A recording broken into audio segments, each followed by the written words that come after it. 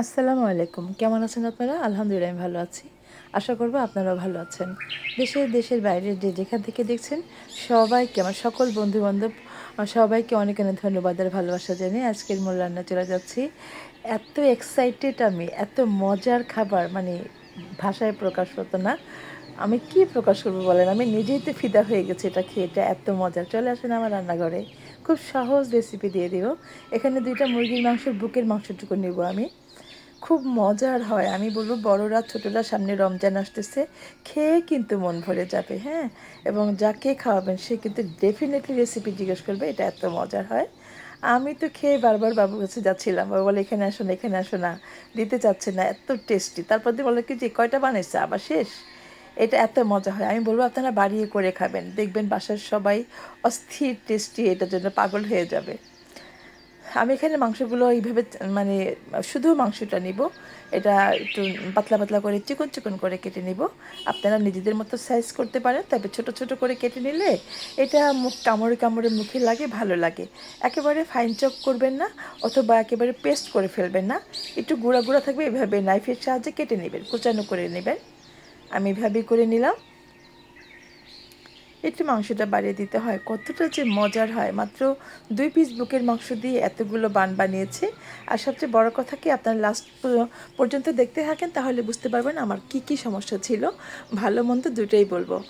আর আমি বলবো সবাই একবার হলো ট্রাই করে দেখবেন। মাংসটা আমি ফাইন চপ করে নিয়েছি। আর হচ্ছে এখানে একটু লবণ, ব্ল্যাক পেপার, একটু গরম মশলা আর সয়া সস দিয়ে এটাকে মাখিয়ে রাখবো আধা ঘন্টার মধ্যে আমার সব কিছু আমি প্রসেসিং করে নিব, এর মধ্যে হয়ে যাবে। অনেক মজার। আমি বলবো আপনারা রমজানের জন্য করে বাসায় রেখে দিতে পারেন অথবা ইনস্ট্যান্ট করে খেতে পারেন। একটু লেবু রস অবশ্যই দেওয়ার চেষ্টা করবেন। এতে করে ডিফারেন্ট টেস্ট পাবেন, সেই টেস্টের কথা ভুলতে পারবেন না। আর এটা কিন্তু আমি আগেই করে রেখেছিলাম, যদিও আমি একসাথে ভিডিওর স্বার্থে গুছিয়ে রেখেছি। আমি কুসুম গরম দুধ নিলাম 200 গ্রামের মতো। আর উঁচু করে 1 চামচের মতো উঁচু করে 2 চামচ হবে আমি স ইস্ট দিয়ে সরি ইস্ট দিয়ে আর 2 চামচ চিনি দিয়ে এটাকে আমি রেখে দিব। একটু ভালো করে ব্লেন্ড করে মিক্স করে নিব। একটু লেবুর রস এবং লেমন জেস্ট, লেবুর ছিলকা যেটা সেটাকে অবশ্যই দেওয়ার চেষ্টা করবেন। এই জিনিসটা কিন্তু খাবারটাকে খুব বেশি টেস্টি করে। এবং আপনি যে ব্রেডটা করবেন, হ্যাঁ, যে বানটা বানাবেন সেই বানটা অনেক বেশি মজা হবে। আপনি খেয়ে কিন্তু ভুলতে পারবেন, এটা এত টেস্টি হবে। আমি ময়দাটা বা আটা যেটা দিয়ে করেন নর্মালভাবেই করতে পারবেন। হাতের কাছে যেটা আছে সেটা দিয়ে করবেন। আজকে আমার বাসায় আটাই ছিল, ময়দা ছিল না। আমি এটাকে চেলে নিয়েছি। অবশ্যই চেলে নেওয়ার চেষ্টা করবেন, এতে করে আপনি ভালো টেস্ট পাবেন, রেজাল্ট পাবেন। আর কোনো লাম্পস থাকবে না, সুন্দর হবে বানানোটা। আস্তে আস্তে করে আমি আটাটা দিয়ে এটাকে সুন্দর করে গুলিয়ে নিলাম এবং এই পর্যায়ে আমি 2 টেবিল চামচ তেল দিয়ে দিব। এখন তেলটাকে দিয়ে আমি একটু ভালো করে মথে নেব, সুন্দর হবে মথাটা। প্রথমে তেল দিবেন না, প্রথমে আমি ইস্ট দিয়ে চিনি দিয়ে লবণ দিয়ে এটাকে গুলিয়ে নিয়েছি দুধটাকে। এখন আমি তেল দিয়ে এটাকে ভালো করে ময়ান করে নেব। এই ময়ান করাটা কিন্তু অবশ্যই মনে রাখবেন। এতে করে ডোটা কিন্তু এক একজন এক একভাবে করে, বাট এইভাবে করে দেখবেন ডোটা কতটা সুন্দর হয়। আর শীতের মধ্যে কিন্তু আপনারা জানেন সহজে ডো অ্যাক্টিভ হতে চায় না, বা শীতে ঠান্ডার মধ্যে হতে চায় না গরম ছাড়া। সেজন্য এটাকে আমি ভালো করে একটু মথে নিয়ে একটু তেল দিয়ে ঢেকে একটা তাওয়ালের মাধ্যমে রেখে এটাকে আমি এটা ওভেনের ভিতরে রেখে দেবো, একেবারে বাতাস যেন না ঢুকে সুন্দর খুব দ্রুত অ্যাক্টিভ হয়ে যায়, সেজন্য এই চেষ্টা করলাম। ঢেকে নিলাম এবং একটা তাওয়ালের মাধ্যমে রেখে আমি ওভেনের ভিতরে ঢুকিয়ে রাখবো এটাকে প্রায় 5 থেকে 6 ঘন্টার মতো। যদি পারেন আগের দিন করে রাখবেন, তারপরের দিন বানাবেন, তখন দেখবে যেটা দেখেন কত সুন্দর হয়েছে। শীতের মধ্যে কিন্তু আটা ময়দা অ্যাক্টিভ হতে চায় না, তো সেটাই দেখিয়ে দিলাম, দেখেন কত সুন্দর হয়েছে। ভিতরে রেখে দিয়েছিলাম বলেই এমনটা হয়েছে। এখন এটাকে আমি বাতাসটা বের করে নিয়ে ভালো করে একটু মথে নেব 4 থেকে 5 মিনিটের মতো। একটু রুচির পরিবর্তন করার জন্য রোজার মধ্যে কিন্তু খুব ভালো লাগবে, খেয়ে ভালো লাগবে। আমরা ভাজা পুরি খাই, তার চেয়ে কিন্তু এটা খুব স্বাস্থ্যসম্মত, হেলদি। বাসায় করা খাবারের মতো খাবার হতেই পারে না। আমি বলবো আপনারা ট্রাই করে বাসায় করে খেতে পারেন, খুব সহজেই কিন্তু করে নেওয়া যায়। যতটুকু বড় করবেন ওই অনুযায়ী আপনি ডোটা করে নিতে পারেন। আমি একটু মোটা মোটা বড় বড়ই করে করেছি। আপনার ইচ্ছা করলে ছোট করলে, পরিবারের সংখ্যা যদি বেশি থাকে তাহলে আরও ছোট করে করবেন। আমি ছোট করে করেও আরেকটা রেসিপি দিব। এইভাবে করে আমার প্রায় 2 কাপ ময়দা দিয়ে 6টা হয়েছে। আমি ইচ্ছে করলে এটাকে 10টাও করে নিতে পারতাম, একটু ছোট হতো, সুন্দর হতো, সেটাও করব। এই পর্যায়ে এরকম গোল গোল করে একটু ময়দা দিয়ে মথে মথে রেখে দিব 5 থেকে 7 মিনিটের মতো, এরকম রেখে দিবেন। এতে করে এটা বেলতে সুবিধা হবে। অবশ্যই এভাবে করে করে রেখে দিবেন। দেখেন বেলাটা কত সহজে হয়ে যায়। সব সময় আটা ময়দা কিছু বানাতে চাইলে একটু বেলার সময় রেখে দিবেন 5 থেকে 6 মিনিট বা 10 মিনিট। এতে করে আপনার বেলাটা খুব সুন্দর হবে, রাবারি হয়ে যাবে না, ছোট হয়ে আসবে না। এখানে প্যানে তেল গরম করে পেঁয়াজ আর কাঁচামরিচ দিয়ে দিলাম।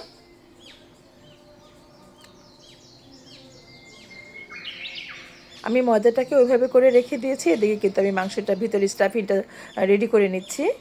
এই কালারটা গোল্ডেন কালার হয়ে গেছে। আমি একটু লবণ দিয়েছিলাম দ্রুত ভাজা হয়ে যাওয়ার জন্য। এই পর্যায়ে মাংসটাকে আমি ঢেলে দিলাম। এটার মধ্যে মশলা দেয়া আছে, আর কোনো মশলা আমি দিব না। ধনেপাতা, কাঁচামরিচ, একটু পেঁয়াজ কলি এগুলো ছিল, এগুলো আমি একেবারে ফাইন চপ করে এটার মধ্যে দিয়ে দিয়েছি।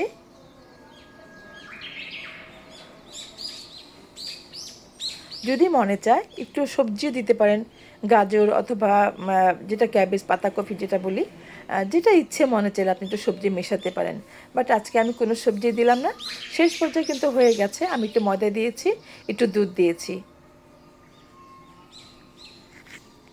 এ পর্যায়ে একটু সয়া সস দিয়ে দিলাম, একটু টমেটো সস দিলাম, একটু লেবুর জুস, যেটা লেমন জুস, সেটা দিয়ে দিলাম। মোটামুটি আমার হয়ে গেছে। এটা আমি বেশি ড্রাই করব না। এটা যখন নামিয়ে নেব এটা কিন্তু আরেকটু ড্রাই হয়ে যাবে। এই পর্যায়ে আমি নামিয়ে নিচ্ছি। মাংসের পুরটা আপনার যেমন ইচ্ছে ততটুকু দিতে পারেন, চিকন করে অথবা মোটা করে।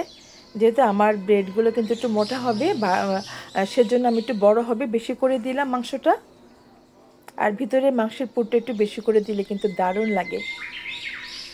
মানে আমার বাচ্চা তারপরের দিন এসে জিজ্ঞেস করছে, মা আরও আরও কেন করো নাই, এত কম কেন করেছো। দেখেন এটা এত মজার ছিল। তো বলতেছে আবার করব, বলে ঠিক আছে আর কদিন পরে করে, মাত্র রেসিপি করেছো আবার করো। আমি ওকে আবার করে দেবো রিসেন্টলি। খুব মজার। আমি নিজে খেয়েও কিন্তু আসলে মানে এত ভালো লাগে। আপনারা চেষ্টা করলে একটু ঘরে করে খেতে পারেন। ঘরের খাবারের মজাই আলাদা। বাইরের মতো কখনোই হবে না। বাইরের খাবার খেলে দেখবেন আপনাদের পেট ব্যথা করবে। স্বাস্থ্যসম্মত না। বাসায় করে খেলে তার মজাই আলাদা হয়। যে কোনো নাইফের মাধ্যমে এটা কেটে নিতে পারেন, বা ছোট কোনো যেটাই থাকে হাতের কাছে সেটা দিয়ে আপনি কেটে নিতে পারবেন। আমার পিজা কাটার ছিল, এটা আমি কেটে নিলাম। আর একটু আগার মধ্যে আমি একটু পানি দিয়েছি, সেটা দেখালাম না। এখানে একটু আটার গুঁড়ি দিয়ে এটাকে আমি তুলে রাখবো। 10 থেকে 15 মিনিট বা 20 মিনিট রেখে দিবেন। এতে করে এটা সুন্দর একটা সাইজ হবে, ফুলে যাবে, বড় হয়ে যাবে। মোট কথা একটু ফাঁকা ফাঁকা করে রাখতে হবে। কিন্তু আমি আরেকটা করে দেখাচ্ছি।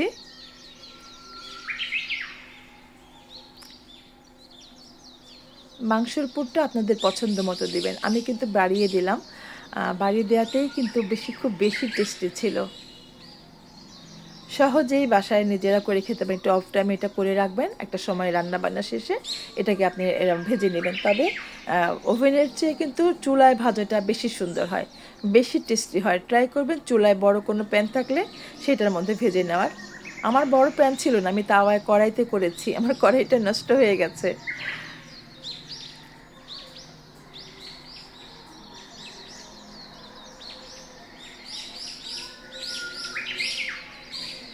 তো বন্ধুরা, যদি ভিডিওটা ভালো লাগে, চেষ্টা করি কেউ যদি করে, কেউ যেন এটা করে শিখতে পারে। হ্যাঁ, সহজভাবে বলে দেই। ভালো লাগলে অবশ্যই একটু সাবস্ক্রাইব করে দিয়ে পাশে থাকবেন। পাশে থাকা বেল আইকনটি প্রেস করে দিবেন, যাতে যখনই নতুন নতুন ভিডিও আপলোড করব সেটা নোটিফিকেশন সবার আগে আপনার কাছে পৌঁছে যাবে। একটু ঢেকে রাখলাম একটা কাপড় দিয়ে, পাতলা কাপড় দিয়ে। এবার যে 20 মিনিট পরে এটা দেখেন কতটা ফুলে গেছে। এখন আমি একটু ডিম দুধের মধ্যে মিশিয়ে এটা মিক্সড করে নিচ্ছি। ওইটাকেই আমি এখানে লাগিয়ে দিব উপর থেকে একটু কালার আসার জন্য।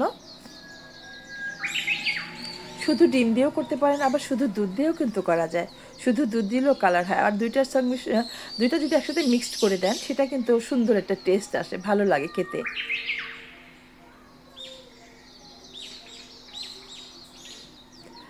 আর সবচেয়ে বড় কথাটা বলে দিই, আমার বাবু এটাকে গরম থেকে নামানোর পরে এটাকে আর কিন্তু সার্ভ করতে দেয় নাই, বলছে খেয়ে ফেলবো, এখনই খেয়ে ফেলবো। যার জন্য এই ভিডিওটা আমি আসলে ভালো করে আপনাদেরকে সাজিয়ে দেখাতে পারলাম না।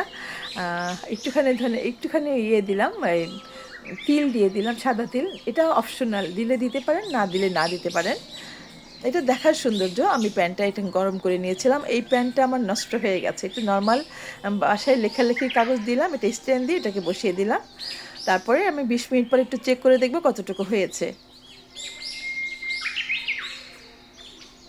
দেখেন, এটা কিন্তু আমি 20 মিনিট পরে আসছি, এখনও হয়নি। আমি আবার এটাকে রেখে দিলাম, আমি আবার 20 মিনিট পরে চলে আসছি। তবে এটা যেটা বলছি যে ভালো মন্দ দুটোই দেখাবো।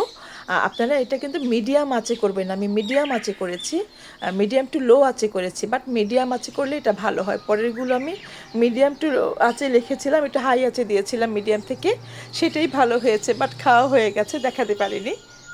ওই যে দেখেন, সে কিন্তু দ্রুত চলে আসছে খাওয়ার জন্য এক্সাইটেড। আর বাকিগুলো রাখা হয়নি, খাওয়া হয় মানে খাওয়া হয়ে গেছে, ছবি দেওয়া হয়নি। তো কেমন ছিল ভিডিওটা আপনারা অবশ্যই আমাকে বলবেন, আমার পাশে থাকবেন, আমাকে ইন্সপায়ার করবেন, আমাকে এগিয়ে নিয়ে যাবেন। যারা এতক্ষণ সময় ছিল সবাই দিলেন, সবাইকে অনেক অনেক ধন্যবাদ আর ভালোবাসা দিয়ে আজকের মতো বিদায় নিচ্ছি আমি মিনা। ফিরে আসবো নতুন কোনো ভিডিও, নতুন কোনো রেসিপি নিয়ে। সেই পর্যন্ত আপনারা সবাই ভালো থাকেন। আল্লাহ হাফেজ।